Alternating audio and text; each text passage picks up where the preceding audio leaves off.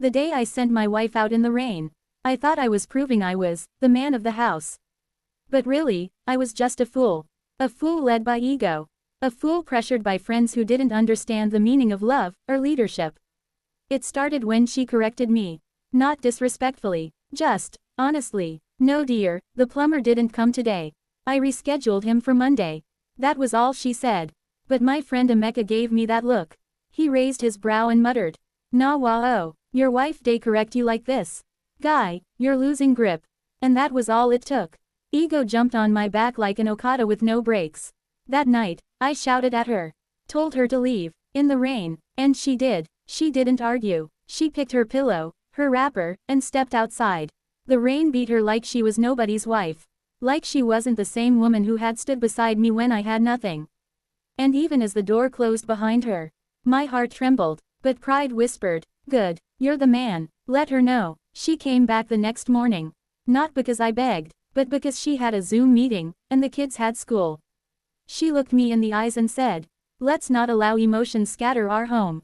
I forgive you. No drama, no shouting, just peace." But that wasn't the only time my pride failed her. You see, I was never the supportive husband. She would send me her articles, client testimonials, screenshots of women she mentored, and I wouldn't even open them. I was scared that if she shone too bright, my own light would fade. I didn't clap when she won. I didn't hug her when she cried. I just watched her, silently competing with someone who only wanted to build with me. Then I lost my job. One email, "Thank you for your service."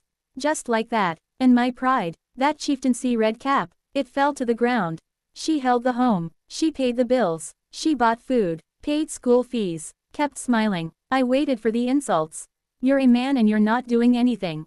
But they never came. My friends warned me. One day she go count everything she done spend. You go shock. But she never did. One of them said, "Just day surprise 'em small. Buy perfume, book Uber, show say you still be man." I nodded. But deep down, I didn't. Not until that night. She came back from work, removed her heels, helped the kids with homework, boiled rice for dinner, and I just sat there, watching this woman who had every right to give up on me. Still be good, still love, still give. I broke. I cried, not because of pain, but because I finally saw her. I knelt beside her and said, "I'm sorry. I see you now. I want to help you. From now on, I'll carry this load with you." She looked at me, shocked. Then she hugged me, that deep kind of hug. The one that comes from a tired but hopeful heart. From that day, I cleaned, I picked the kids, I dropped her at work. I visited clients with her. I became her support system.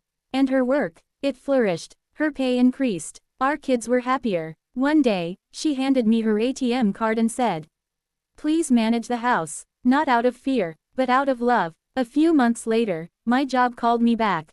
Same role, bigger pay, but I was no longer the same man. I had dropped the red cap of pride and picked up the mantle of humility. I cut off those friends who whispered poison. I chose peace over ego. And now, I clap loudly when she lands a contract.